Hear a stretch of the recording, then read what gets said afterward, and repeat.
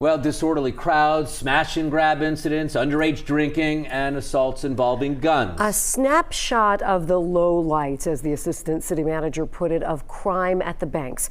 WLWT News Source anchor Curtis Fuller joining us live with the recommendation by the city to try and address the issue. Hi there, Curtis. Hi there, Mike and Cherie. You know, when you hear those statistics about what's happened down here, you just shake your head because, as you know, city leaders, business owners down here, and residents have worked hard to make the banks a fun destination. But at the same time, there are some folks who have worked equally as hard to take the fun out of this area.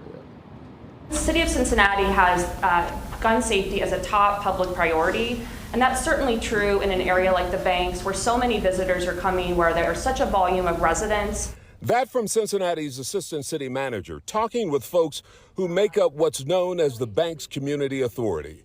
The presentation focused on what is one of the biggest concerns in this area. What drove the conversation is the violent crime that we've had in and around the Dora area. Most crime down here at the banks occurred Friday and Saturday. Some of those crimes police responded to in 2023 included 7 aggravated assaults, 34 thefts from vehicles, 34 personal thefts, and 1 rape.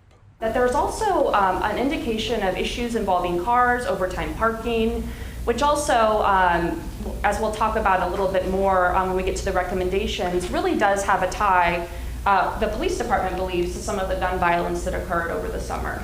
Of course, there's no quick fix, but the city's recommendations include dedicated tow trucks, removing vehicles parked in no parking zones overnight, additional lighting on the steps from Marion Spencer to Marion Way, and the city is recommending geofencing electric scooters, permanently reducing them to half speed or preventing them from working at all at the banks and inside Dora's pedestrian plaza. A high point for the city of Cincinnati in terms of resources was the use of civil disturbance response teams, or CDRT teams, and SWAT teams on Friday and Saturday nights that really went far into the winter months, actually just wrapping up in January. And that really, I think, helped a lot to tamp down on some of the significant issues and violence that were occurring in July. You know, one other recommendation, changing some of the landscape down here, that would increase the visibility. Now, important to note that these are only recommendations, no timetable set on this at this point. Reporting live, I'm Curtis Fuller, WLWT News 5.